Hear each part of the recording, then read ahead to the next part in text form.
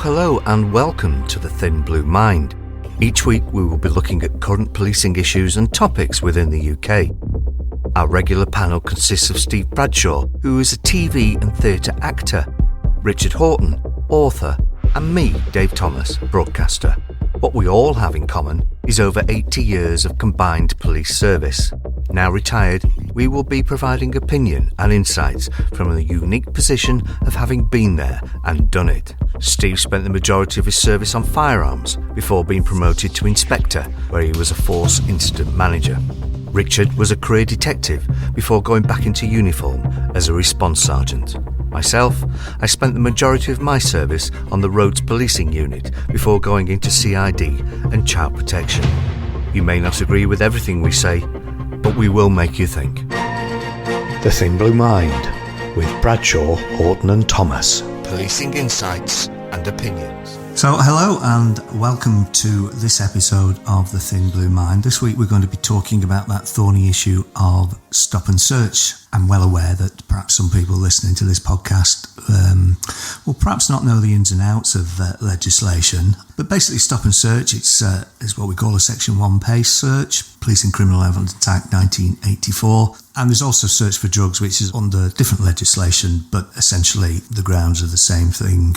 There are other legislation to cover searches, such as the Terrorism Act and firearms, etc. But today we're just going to be basically dealing with prohibited items and drugs. So what is a prohibited item? Well, it's going to be a weapon, stolen property, anything in connection with going equipped. So that's anything to assist an offender to commit a crime. And there's various guidelines that the police have to follow in order to do those searches. The most important thing, I think, is the reasonable grounds that an officer forms to conduct that search. We're going to be exploring this in this podcast. So what are reasonable grounds? What reasonable grounds aren't is that, we can't obtain grounds by questioning, so we can't stop somebody, speak to them and then form the opinion that perhaps they need a search. So I'm going to open it up to Steve and Richard as to what are reasonable grounds. Well, you start off possibly in a hierarchy of grounds, perhaps. You first, I think, would be intelligence or information. You have intelligence about a particular person or about a particular location or information about that leads you to reasonable grounds to suspect that they either have controlled drug on them or they have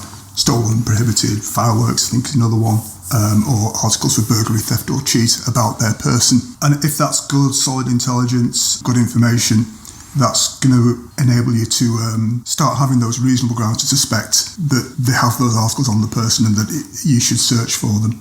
Talk about suspicious behaviour as well. People that turn away from you, hide, seem to be trying to discard something. People that are behaving nervously in the presence of police. And that's a more tricky one because I think some people have got a sort of fairly natural nervousness around police. They may just be not have anything on them at all, but that suspicious behaviour can be a grounds for your reasonable suspicion. And does that come from a Bobby's nous, a Bobby's experience, a Bobby's in a spider sense? And this is where we have the difficulty, and I think this is where the majority of issues come from, because that's a very subjective thing. It varies subjectively from one officer to another, never mind between an officer and a member of the public, and what they seem is reasonable, and whether it's just us finding a way to get somebody stopped. You talk about bending the rules. That's the perception. That's what I'm trying to say. I personally, if I wanted to stop and search, because of the form you fill out and the fact that how impactful it is on people, I've never done a stop and search that didn't warrant it or didn't have that reasonable suspicion. But it's my reasonable suspicion. It's wholly subjective, isn't it? It is. And as you say, you've got some information, there's going to be a spate of burglaries, or there's going to be X, Y and Z happening on this little estate or these number of streets, or it might be that Steve Bradshaw is looking at committing some crime on that area and it comes in through Crime Stoppers. Is that enough?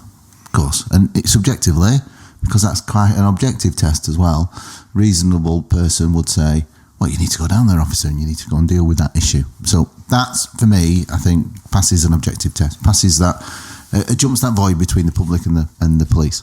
It is a very tricky one. My bread and butter on stop search was on proactive teams, where you'd have perhaps a problem with cars being broken into overnight in a particular part of a small market town and just be there at 2 or 3 o'clock in the morning and somebody's mooching along and looking down people's drives and what have you, they're going to get turned over, for want of the phrase, they're going to get their pockets searched. And I don't think that'd be the right thing to do, wouldn't it? And it would be, because you've got information that there is a crime pattern happening.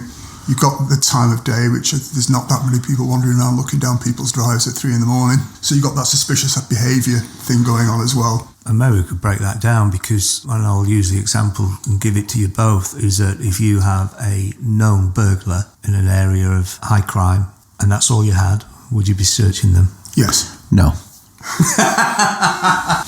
Brilliant. Go on. Well, okay, you say known burglar. Are we saying somebody who we've got information that they are active, because that would give us our further intelligence? Is it somebody who's just got out of prison? Is it somebody who last had a criminal conviction for burglary 5 years ago? Obviously, there's a little bit of knowing your patch, knowing your people, knowing who your targets are. I'm not saying I won't stop and speak to them, because I think good communication skills can reveal sometimes the reasonable suspicion. But remembering that we can't obtain grounds by questioning.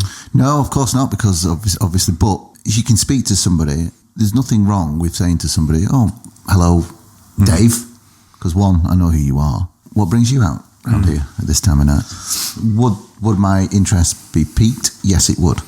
Would it immediately give me grounds as I pull up? No. Go on, Richard. And for me, that known burglar has kind of a meaning for me. For me, known burglar is someone that we know is, or we have information is currently active in burgling.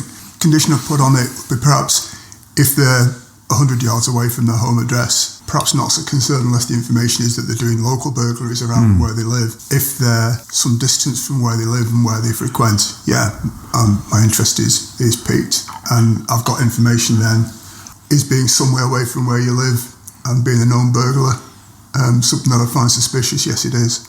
I suppose the point I'm making is that it's not just one piece of information, is it? It has to be a collection of, if we use that same scenario, so known burglar, high crime area, but now we're looking at 3 o'clock in the morning.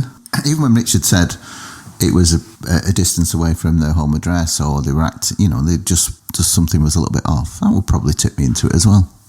And I suppose it's that thing at the back of your mind, isn't it? Doing the right thing, saying this guy is probably up to no good, and I really should be searching him. But perhaps we don't have the grounds to do that. And that can cause a conflict in ourselves, can't it? It can, but it's correct in my mind, because we are the police, the public are the police, and the police are the public, etc., etc. It's a common mantra. I think we're quite unique in that respect in the UK, and we need that rule book to play to. Personally, I think one of the biggest mistakes the police make is they don't accurately record the grounds for their search. They just put the stock phrase, furtive behaviour, high crime area. What does that mean? You have to have more than that. As a sergeant, as a response sergeant, part of what we have to do is to review every stop and search done by a member of the team and look at their grounds. In almost all cases, I had, I guess because it's an expectation, well-written and comprehensive grounds where you could stand that up, you could go to an external scrutiny panel and be able to read the grounds and say, that's why the officer searched them and that was reasonable grounds to suspect in relation to the power that they'd exercised. The College of Policing has got their best use of stop search guidance, which includes, I think, that supervision should be reviewing all the stop searches that are done by those that they supervise. And that's a decent stop check if the supervision is making sure, and if the grounds aren't properly there, to bring the officer in and discuss it with them, either as a learning point of view that was there was more, why didn't you write it down? I know it's an extra few lines and stuff, but this is going to go to external scrutiny and it needs to stand up. Well, I remember the old stop search forms. There was very little space to put your object in. I mean, we're all electronic now, and you could put as much or as little as you want. But it didn't. The old forms weren't an encouragement to be quite detailed about why, because there was very little space to put your reasons why. Yeah, and you couldn't write on the back because they were carbonated. So you had to give them the person you were stopping, and it had the grounds on it then. And you were either writing very small or not. But you're right, what you say, Richard, about first line supervision being really robust. That has to be such a basic minimum standard.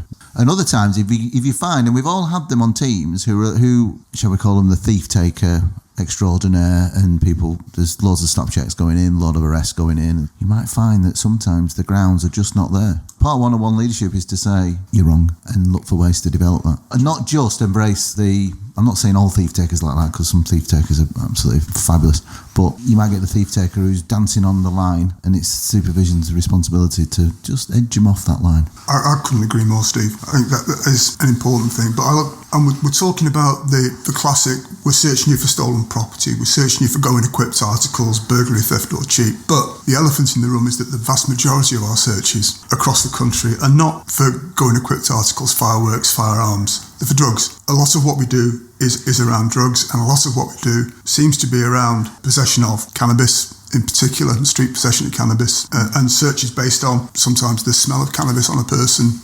That, I think, is the area of stop search that causes issues when we're using stop search for drugs, and particularly that impacting on black minority ethnic communities, and seem to be, whether it is or not, disproportionate. I think that's where a good chunk of our disparity comes from, and it's in how we use that power under the Misuse of Drugs Act. Well, it's interesting you mentioned about the smell of cannabis, isn't it? Because it wasn't that long ago, I think, that the College of Policing ruled, or a policy, was that just merely the smell of cannabis on its own were not grounds to conduct a drug search. We had a training in Lancashire for everybody on stop search that included smell of cannabis on its own is not reasonable grounds to suspect that somebody's in possession of cannabis. Is it advice or is it? It's advice. It's the College of Police Best Use of Stop Search guidelines. Some forces have just said, nah, not interested. Some have implemented it, some have part implemented it. I have a question then for you, Richard. As a uniform sergeant, and I'm one of your PCs, and I put on reason on my grounds for search and my suspicion that there was a strong smell of cannabis coming from this vehicle. I searched 5 people on this vehicle. Something was or wasn't found. It doesn't matter whether something was or wasn't. And that came to you. Looking at the guidance that you've got there from the college, what would you do? From the guidance from the college and from the training that we've had through the constabulary, which everybody at one point went through, it hasn't been repeated. There's a lot of things, it happens once and then it never happens again. Mm-hmm. My understanding would be that the smell of cannabis alone was not sufficient grounds. Do I agree with it necessarily? No.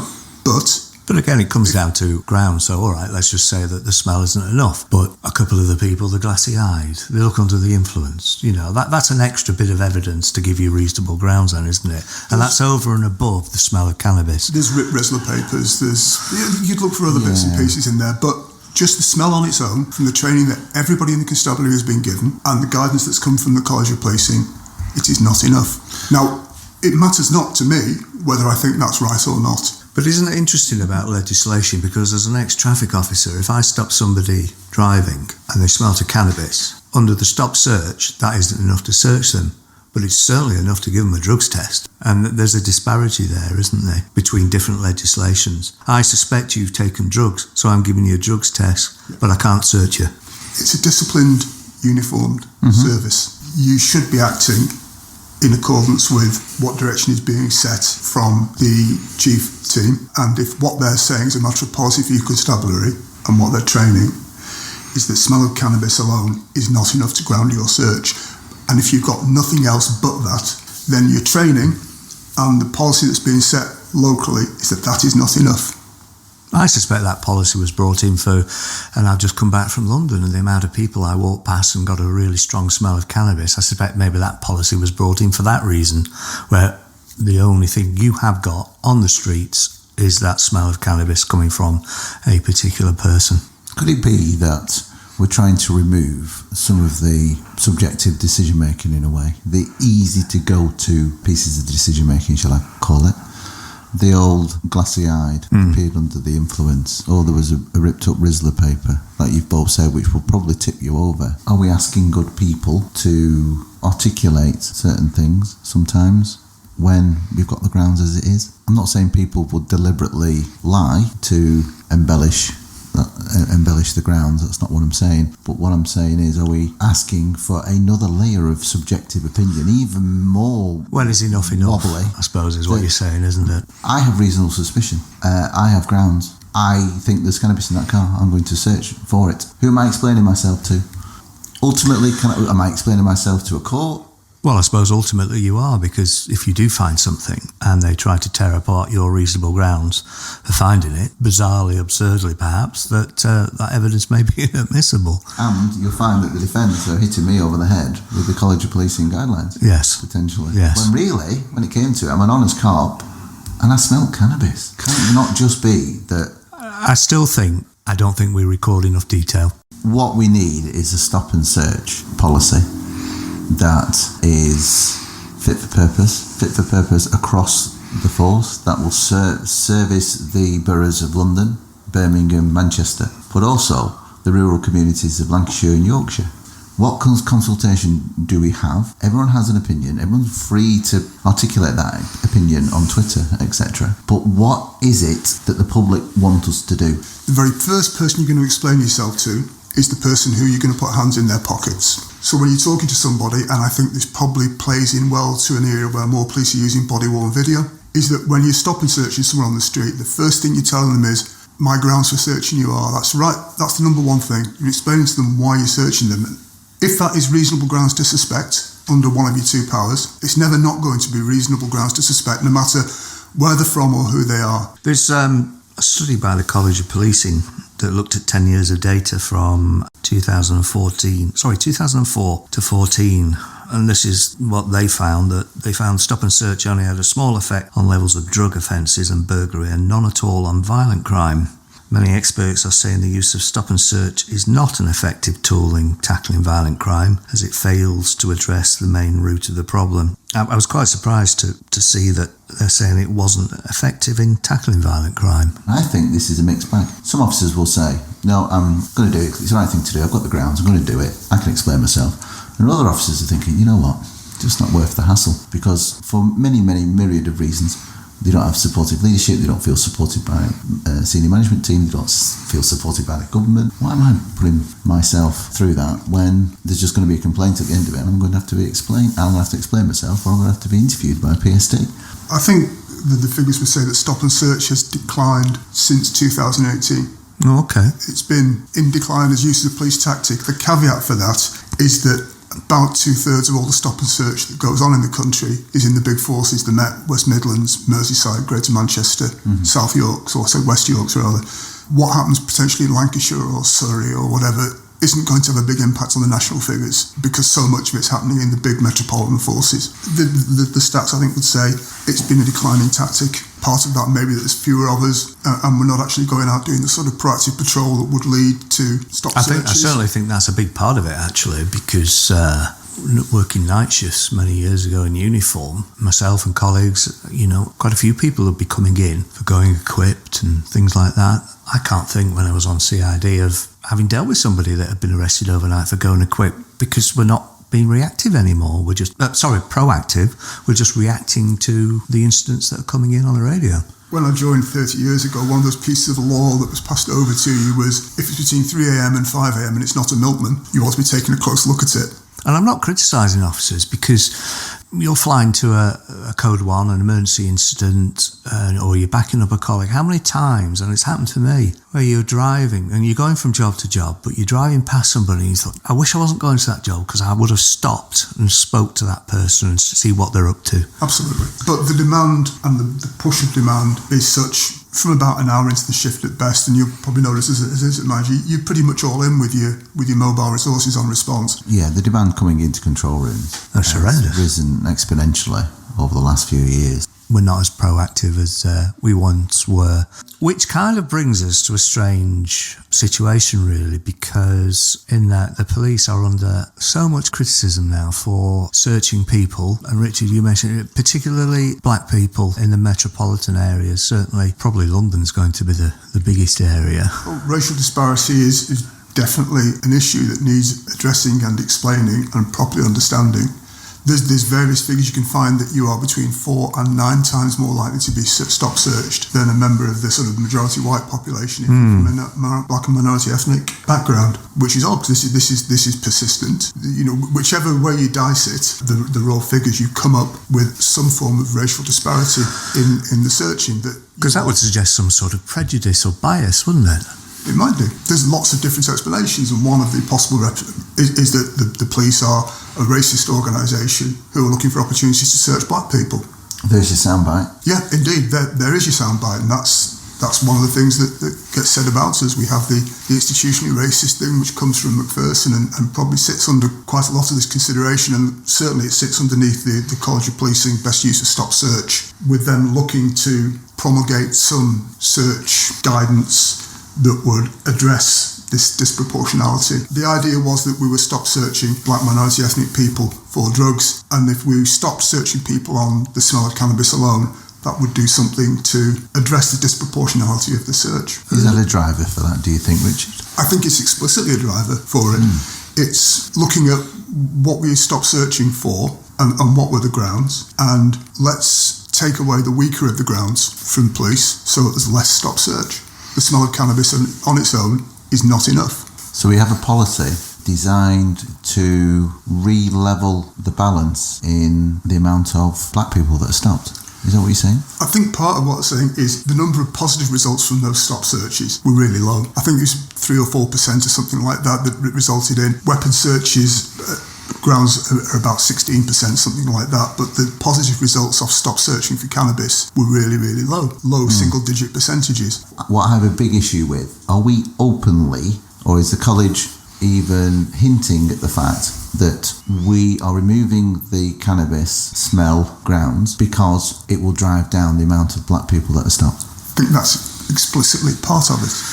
And it's saying beyond that perhaps just searching on those grounds alone, smell, if the results are poor, is the impact on that community such that we're doing more harm than good by having 90-odd% of our stop searches on young black men mostly being negative? They've been stopped, they've been detained for a search, they've had somebody's hands in the pockets, they've turned out the pockets, we found nothing. And if that happens to you on multiple times, that's going to have an effect.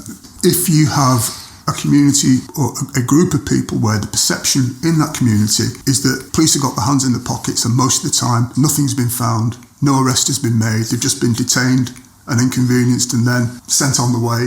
But if it's happening over and over and it's happening to your friends and it's happening to your brothers or you... It's important to say as well, we're 3 white guys chewing the cud around the table. We are not black. We do not have that experience. We can maybe comment on it from an analytical point of view, from a figures point of view. But I think the assessment underlying, I'll say again, the College of Policing guideline and National Police Chiefs Council is that there's a possibility at least that stop search is doing harm to community relations. Yeah. And that having the sort of stop search where you are explaining proper grounds to people as we're meant to, telling them what power we're using by the book, if you will, might be more fruitful. We could be better at what we do if those searches on the basis of, smell of cannabis are not getting great results for us. They're not resulting in people not carrying cannabis on the street. They're not resulting in a slew of people being locked up for possession of cannabis or giving cannabis warnings or whatever.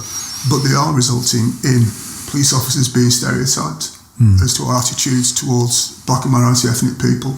And that we particularly prey on them because they're black and minority ethnic. I think that's wrong. I don't think that's what we do, but that's a perception that's out there. I will never say, as middle-aged white man, what a community feels. And I'll go back to it again. Go to the public, go to those communities. And from our research and from our stats and from our crime recording and national crime recording statistics, we have these issues in ascending order, A, B, C, D, E. We have this toolbox of options of what we can do. One of them is stop and search. How do you, the people who we police, want us to deal with that? Without it being political, without it being the next thing that somebody can shout about at the dispatch box. It'll take some work to get there, don't get me wrong, but you need every voice across the spectrum, and it needs to be a considered viewpoint from the mass. We are the police and the police are us, so therefore we try and represent the people and we recruit people from all communities into the police. Are we asking them, with their police hat on and their community hat on, what's the solution here? And that's the bridge across that void we have at the moment between us and the public. I have a hunch, and it's no more than a hunch. Figures say that about not only 2/3 of our stop and search happen in the big urban forces, roughly 2/3 of our stop search is for drugs. This week we've got the Mayor of London going off to look at a cannabis farm in the States. 2/3 of our search would be, I think, largely around cannabis. That's still the biggest thing that we're looking for, I think, in stop searching people. Is that dial on acceptability of people possessing and using cannabis moving? I think it is. I think if the Mayor of London's going looking at a cannabis farm making noises about, although he can't do it, about a de facto legalisation of personal possession cannabis, and we've got places all over the world, in the States, that are doing that now. And you ask the people, like Steve's saying, what do you want us to do? I suspect they want us looking for stolen property, knives, going equipped articles, people going around breaking into places or carrying weapons, rather than rooting through somebody's pocket for personal possession cannabis. The crimes that affect them. Yes. The people who burgled their house last week. That's what they want. Well, clearly it's a complex issue, and we're certainly not going to solve it in the 30 minutes that we've been talking about it. I think it's going to take a level of trust perhaps isn't quite there yet. The Thin Blue Mind with Bradshaw, Horton and Thomas. Policing insights and opinions. Well, this week it's the turn of Richard Horton to end our podcast as he resurrects his Nightjack blogs.